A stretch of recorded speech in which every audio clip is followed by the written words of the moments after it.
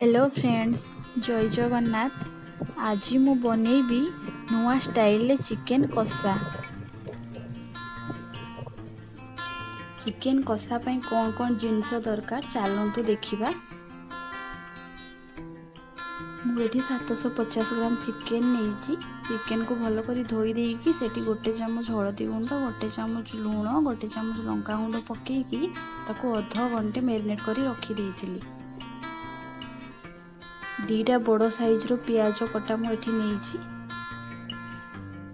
गोटे बड़ साइज रो टमाटर कटा मुझे अधा चामच हलदी गुंड, गोटे चामच लंका गुंड, गोटे चामच चिकेन मसला, गोटे चामच गोलमरीच गुंड, गोटे चामच लूण,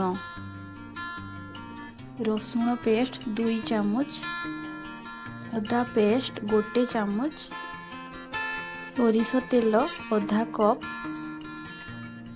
तेजपत्र। प्रथमे कढ़ई बसेवा।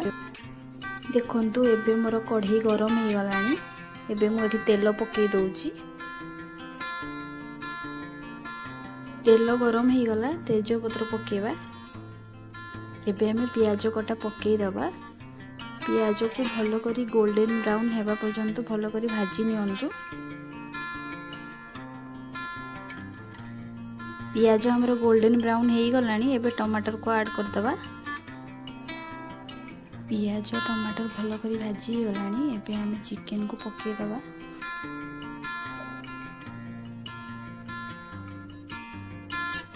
चिकेन को भल करी 10 मिनट भाजंतु।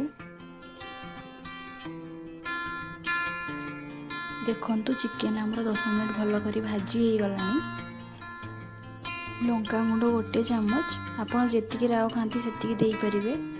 हलदी गुंड अधा चामच, गोलमरीच गुंड गोटे चामच, चिकेन मसला गोटे चामच, लूण गोटे चामच। एबे भल करी गोली दबा।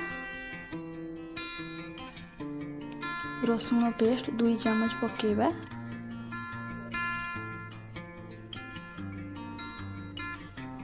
अदा पेस्ट गोटे चामच। एबे 5 मिनिट भल करी भाजी नियंतु जे पर्यंत तार कंचा स्मेल न जीवो।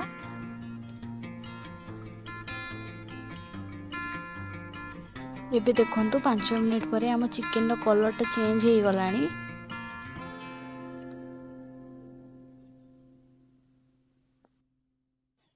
एबे हमें चिकेन को 30 मिनिट पे ढांकी दबा। एबे हमर 30 मिनिट हो गलानी। देखंतु एबे हमर चिकेन भी रेडी हो गलानी। चिकेन कषा देखंतु एबे हमर चिकेन कषा पूरा रेडी हो सारलानी।